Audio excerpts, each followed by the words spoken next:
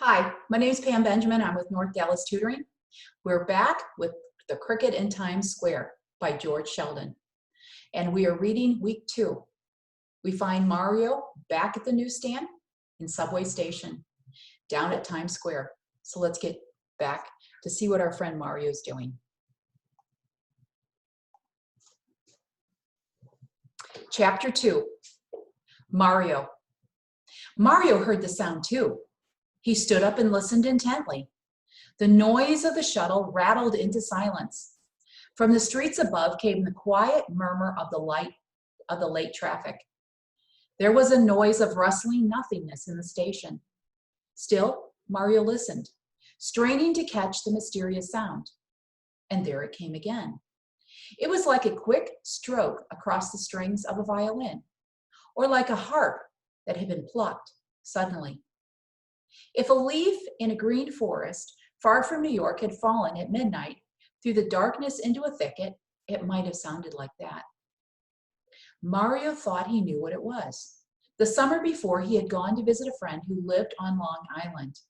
One afternoon, as the low sun reached long yellow fingers through the tall grass, he had stopped beside a meadow to listen to just such a noise. But there had been many of them then. A chorus. Now there was only one. Faintly again, it came through the subway station. Mario slipped out of the newsstand and stood waiting. The next time he heard the sound, he went toward it. It seemed to be coming from one corner, next to the stairs that led up to the 42nd Street. Softly, Mario went toward the spot. For several minutes, there was only the whispering silence. Whatever it was making the sound that heard him coming and was quiet.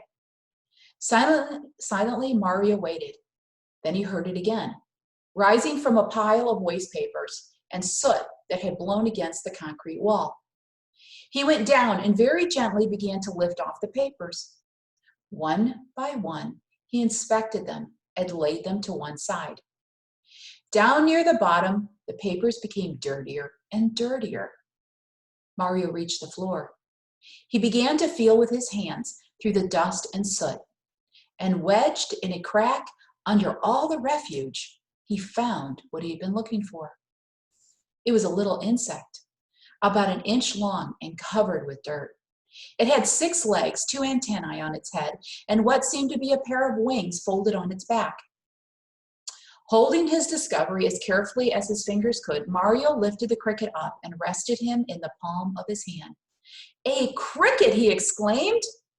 Keeping his cupped hand very steady, Mario walked back to the newsstand. The cricket didn't move, and he didn't make that little musical noise anymore. He just lay perfectly still, as if he were sleeping or frightened to death. Mario pulled out a Kleenex and laid the cricket on it. Then he took another and started to dust him off. Ever so slightly, he tapped the hard black shell and the antennae and legs and wings. Gradually, the dirt that had collected on the insect fell away. His true color was still black, but now it had a bright, glossy sheen. When Mario had cleaned off the cricket as much as he could, he hunted around the floor of the station for a matchbox. In a minute, he found one and knocked out one end. Then he folded a sheet of Kleenex, tucked it in the box, and put the cricket in it. It made a beautiful bed. The cricket seemed to like his new home. He moved around a few times and settled himself comfortably. Mario sat for a time just looking. He was so happy and excited when anyone walked through the station, he forgot to shout, "Newspapers!" and "Magazines!" Then a thought occurred to him. Perhaps the cricket was hungry. He rummaged through his jacket pocket and found a piece of chocolate bar that had been left over from supper. Mario broke off one corner and held it out to the cricket on the end of his finger. Cautiously, the insect lifted his head to the chocolate.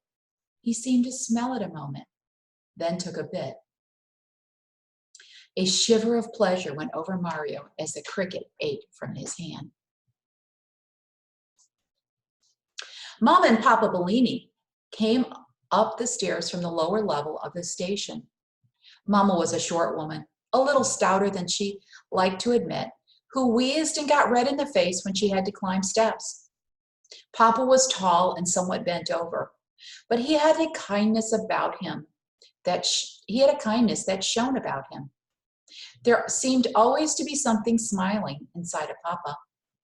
Mario was so busy feeding his cricket that he didn't see them when they came to the newsstand. "So," said Mama, craning over the counter, "what now?" "I found a cricket," Mario exclaimed.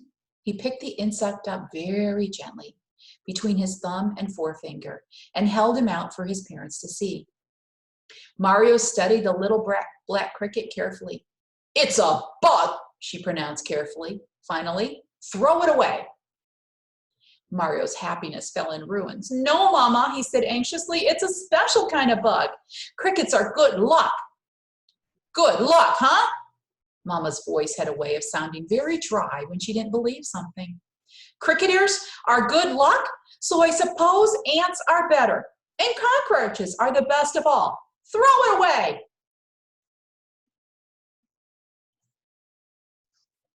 "Please, Mama, I want to keep him for a pet."